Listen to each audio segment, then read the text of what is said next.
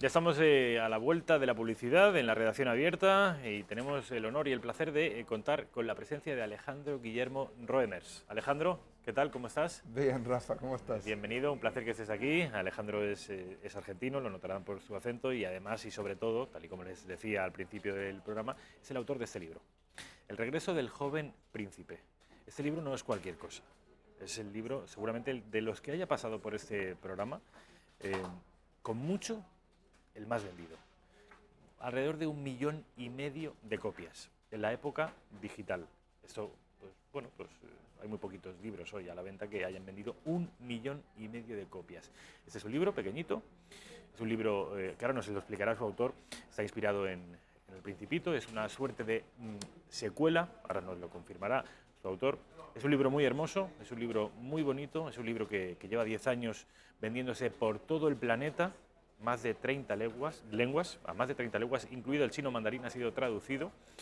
Y sin embargo, sorprendentemente, España, nos decía su autor que también México, siendo dos países hispánicos, como lo es Argentina y como es la lengua en la que escribe Alejandro, no ha tenido la difusión que ha tenido en otros países con los que no compartimos lengua y cultura.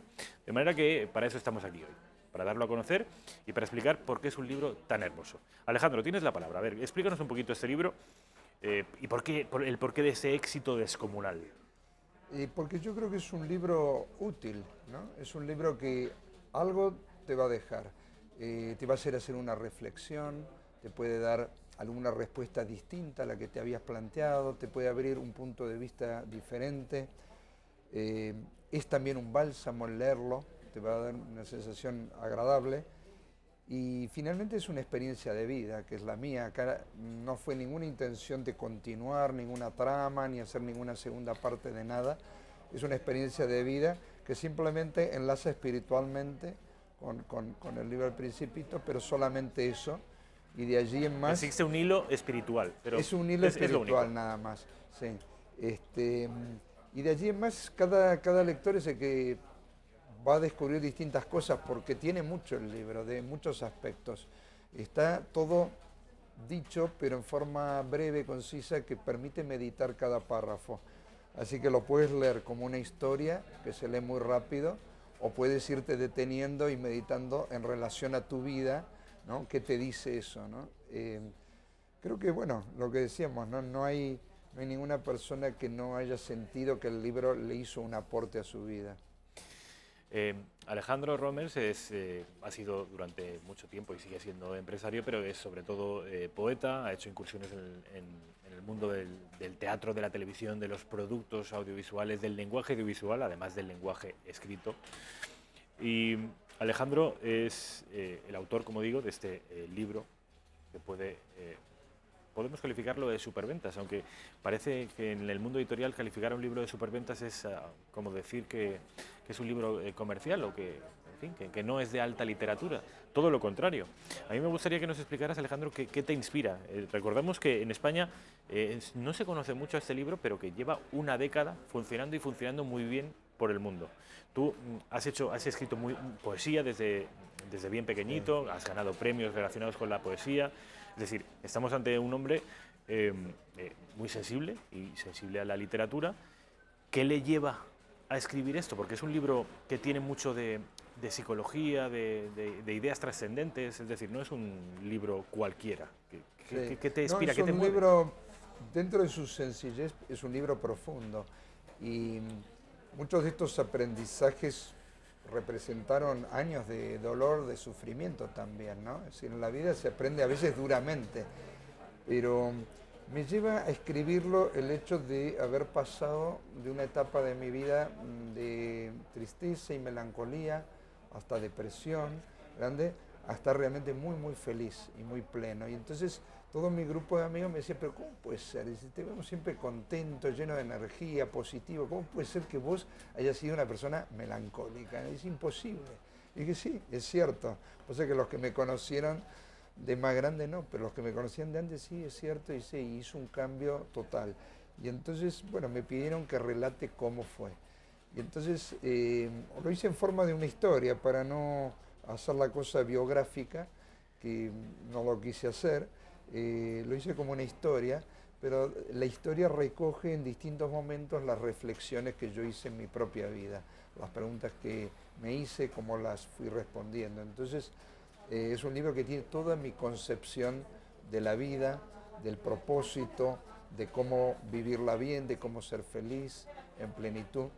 Y yo creo que puede sorprender a algunos, ¿no? En algunas cosas. La gente piensa que la felicidad requiere un montón de cosas y a lo mejor lo que requiere es un poco de silencio, de tomarte unos momentos nada más, y no necesitas una serie de etapas y de cosas que a lo mejor pueden ser medios para distintos tipos de disfrute y de alegrías, pero no son necesarias para la felicidad de base, que es la que dura, la que no se te va cuando hay una circunstancia triste en tu vida, es la que permanece. Pues yo puedo decir que hace 30 años soy muy feliz, porque claro que hubo circunstancias dolorosas o tristes, pero no alteraron toda esa situación y sensación de base de felicidad, de estar vivo. Hay, los artistas y los escritores, hay muchas veces que cuentan que una experiencia dramática, trágica o triste suele ser el fogonazo necesario para que se dispare el ingenio creativo. Dice Alejandro en la contraportada del libro: el efecto de esta obra ha sido absolutamente transformador. Me permitió cerrar una etapa de hombre triste y deprimido que pude dejar atrás para acceder a otra, la del hombre exitoso y feliz que he logrado ser. ¿Cuándo se produce ese clac y por qué? Es decir, yo entiendo que la clave está ahí. Sí, yo creo que el momento de más, digamos, de más tristeza puede haber sido alrededor de los 20, 18, 20 años. A partir de allí es un pase que uno podría decir de la cabeza al corazón, de vivir la vida menos racionalmente y con más sentimiento y con más conciencia de cada momento vivido, y no simplemente enfocado en las metas, en los planes y los proyectos, sino viviendo cada momento. Y eso llevó como 10 años, y a partir de los 30, sí, ya inicié una etapa de felicidad, de bienestar, y dejé pasar 10 años para estar seguro que era así, efectivamente, que no había regreso, que no era transitoria esa sensación, y por eso este libro está escrito más o menos a los 40, ¿sí? Pero no Y hubo concretamente a los 41, y ya seguro de que, y ahora te lo puedo testiguar con 20 años más pasado desde entonces, de que efectivamente la felicidad era irreversible. es irreversible, sí, es irreversible. Pero ¿hubo alguien que te llevara de la mano, Alejandro? ¿O fuiste tú el que te fuiste autoconcienciando y fuiste tú mismo el que cambió tu propia vida?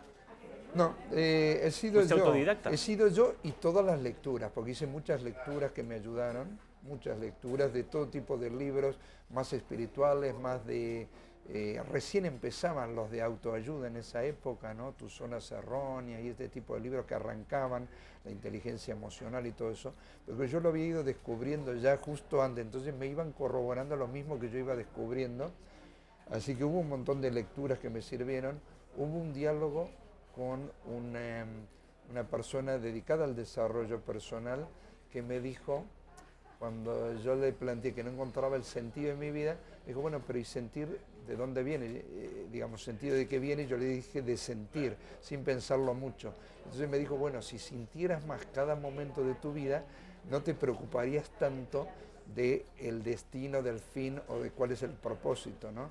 Y eso me dio una gran clave, pues yo me di cuenta que yo organizaba todo y planificaba todo, pero todo era como muy desde la mente, de lo racional.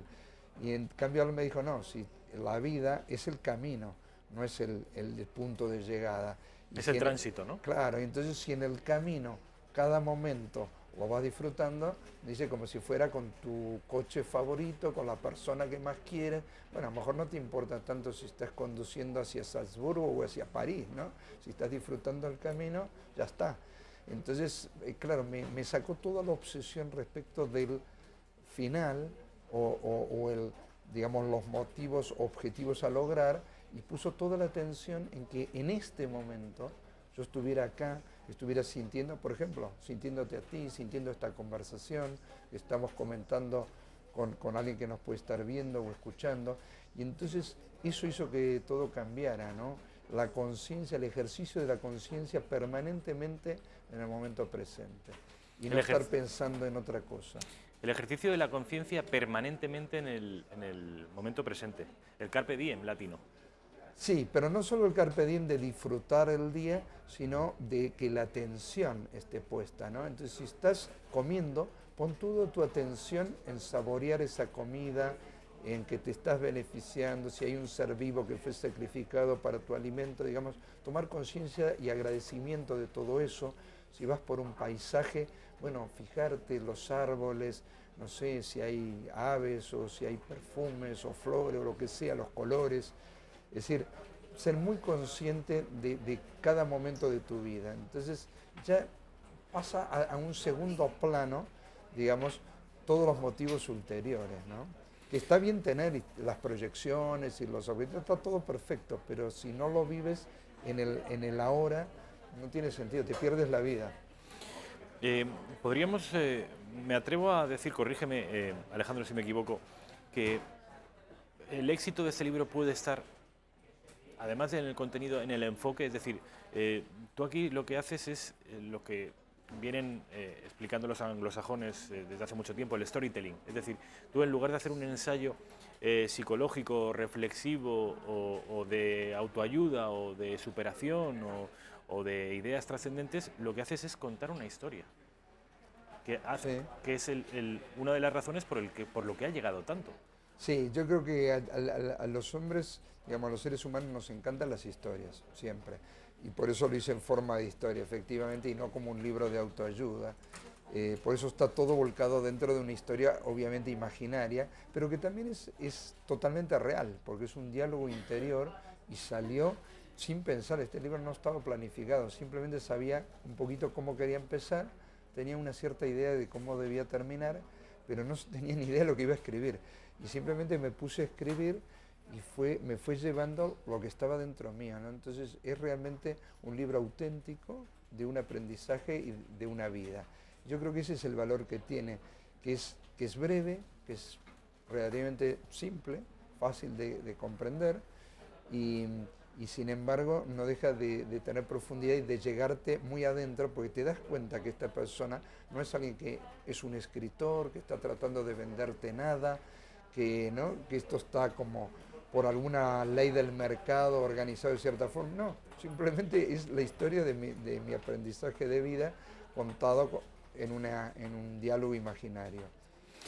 Por último, Alejandro, antes de irnos a publicidad, me gustaría que, al margen del consejo que has dado, vivir la vida, el instante, estar pendiente y disfrutar de cada uno de los momentos, ya sea un plato de comida, un paisaje, una conversación, ese es uno de los consejos que nos brindas y de los muchos que aparecen aquí por medio de una historia. Si eres tan amable, te doy la oportunidad que otro consejo que aparezca reflejado en el libro y que quieras compartir con los espectadores españoles. No, yo la verdad que consejos... Reflexiones que a ti te hayan ayudado. Sí, yo creo que tenemos que tomarnos algunos momentos, en algún momento, para tratar de aprovechar la vida lo mejor posible y también para disfrutarla lo más posible. Y yo diría que si yo hubiera tenido... Para reflexionar de vez en cuando, ¿no? Claro, si yo hubiera tenido este libro y lo hubiera podido leer cuando tenía 15 años, por ejemplo, ¿no? Me hubiera evitado muchísimo sufrimiento, muchísimo dolor, hubiera sido mucho más feliz. Por eso, lo que yo no tuve, quise dárselo para que otros lo tengan. Ese básicamente fue el motivo de este libro, empezando por los más cercanos a mí y luego por los desconocidos también. Pero es eso, que tengan una orientación, una claridad, una luz hacia muchas cuestiones y que, bueno, tengan esta posibilidad. Yo creo que, desde luego, nos confiesa Alejandro que si él hubiera tenido este libro a los 15 años, se hubiera ahorrado mucho dolor y mucho sufrimiento. No hay mejor manera de recomendar un libro que eso, creo yo. Alejandro, Guillermo Roemers, ha sido un placer tenerte aquí. Ha sido un placer. Te agradezco mucho el regalo de este libro, El regreso del joven príncipe, de Editorial Océano. Ya lo saben. Si quieren comprarlo, está perfectamente disponible. Y seamos los españoles como el resto de países. Vamos a disfrutar de una obra que se vende por millones por ahí fuera. Vamos a publicidad y enseguida estamos de nuevo con ustedes.